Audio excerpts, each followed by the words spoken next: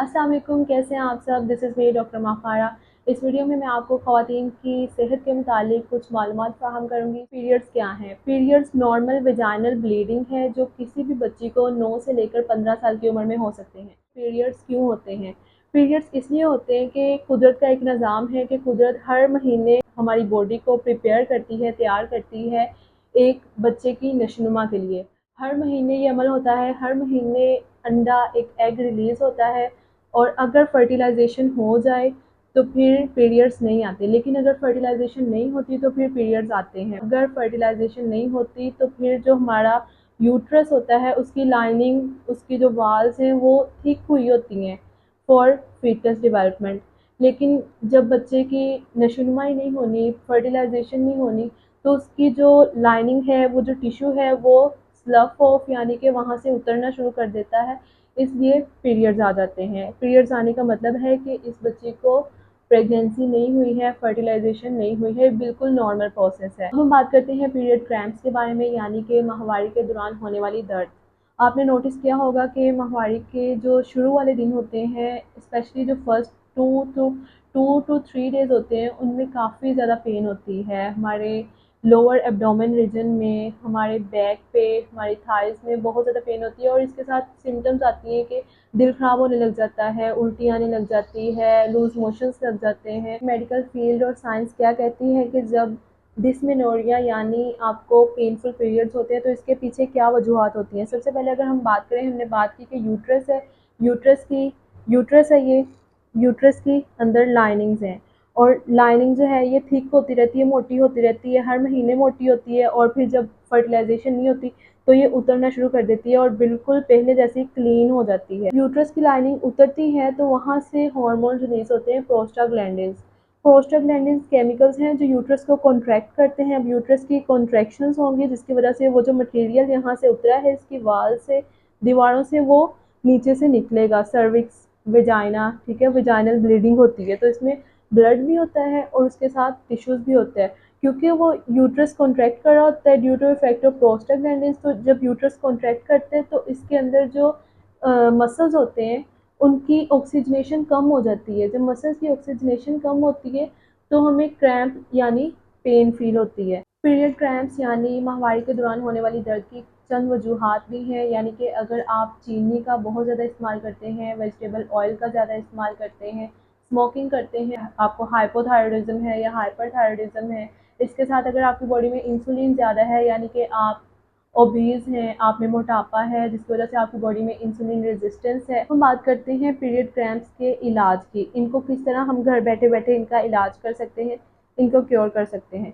तो सबसे पहले इसमें आता है, जब आपको पीरियड क्रैम्प्स होते हैं तो आप एक पोजीशन ले सकते हैं। इसमें दूसरा मेथड जो यूज़ किया जाता है उसमें आप हॉट वाटर बॉटल लेते हैं और उसको अपने लोअर बेली के पोर्शन पे रख लेते हैं और आप उसको 15 से 20 मिनट तक रखते हैं तो आपको पेन से रिलीफ मिल जाता है।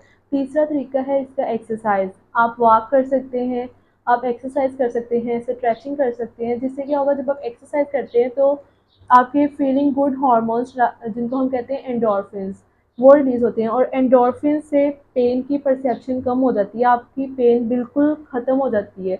तो ये जो कहते हैं कि पीरियड्स में ज़्यादा कुछ करना नहीं चाहिए, एक्सरसाइज वगैरह नहीं करनी चाहिए, तो ये बिल्कुल रॉन्ग है। अगर आप एक्सरसाइज करेंगे, 15 से 20 मिनट कर लें, तो इससे आपके एंडोर्फिन रिलीज होंगे जिसकी वजह से आपकी पेन बहुत हद तक कम हो जाएगी। उसके बाद जो चौथा तरीका है वो है मेडिकेशंस। मेडिकेशंस आप हमेशा डॉक्टर की प्रिस्क्रिप्शन के मुताबिक इस्तेमाल करें। कॉमनली आप over the counter drugs use कर सकते हैं, लाइक इसमें आप पैरासीटामोल यूज़ कर सकते हैं, आइबुप्रोफेन यूज़ कर सकते हैं।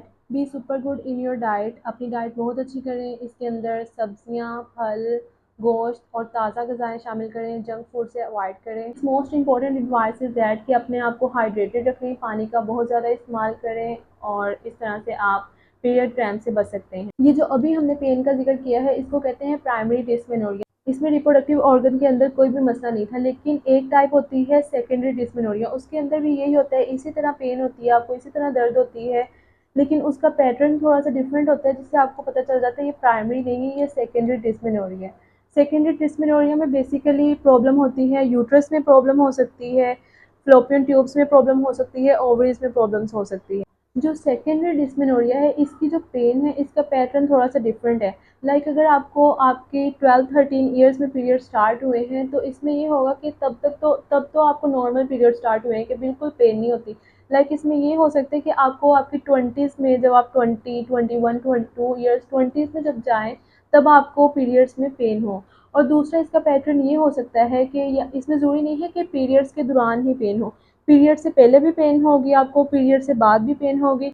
अब ये जो सेकेंडरी डिस्मेनोरिया है, इसमें ना सिर्फ आपकी पेन यानी दर्द का पैटर्न डिफरेंट है, बल्कि इसके अंदर आपको और ज़्यादा सिम्टम्स भी आती हैं। एसोसिएटेड सिम्टम्स में आपको ब्लोटिंग हो सकती है, मैदे के अंदर गैस हो सकती है, आपको तेजाबियत महसूस हो सकती है, आपका जो मैदा है, आपका पेट है, वो आपको भारी भारी महसूस हो सकता है, this is heaviness in your stomach. इसमें आपको ये भी हो सकता है कि इन बिटवीन पीरियड्स आपको ब्लीड हो सकती है। इसका क्या मतलब है कि आपके अभी पीरियड्स खत्म हुए हैं, 6 दिन या 7 दिन का आपके पीरियड्स थे, वो खत्म हुए हैं, तो अब नेक्स्ट पीरियड्स आने में आपके 20 से 21 डेज बाकी हैं, लेकिन इन डेज में जो 20 से 21 डेज है, इनमें भी आपको ब्लीडिंग हो रही है। अगर आपको पीरियड पेन के साथ इस तरह का कुछ पैटर्न फॉलो होता है, तो ज़रूर अपने डॉक्टर को विजिट करें, रेगुलर अपना रूटीन चेकअप करवाएं। इस तरह के मज़ीद मालूमाती वीडियोस देखने के लिए मेरे यूट्यूब चैनल को सब्सक्राइब कीजिएगा, मुझे इंस्टाग्राम पे फॉलो कीजिएगा, और अगर आपको वीडियो अच्छी लगी हो तो वीडियो को लाइक कीजिएगा, शेयर कीजिएगा और चैनल को सब्सक्राइब कीजिएगा। मिलते हैं अगली वीडियो में। अल्लाह हाफ़िज़।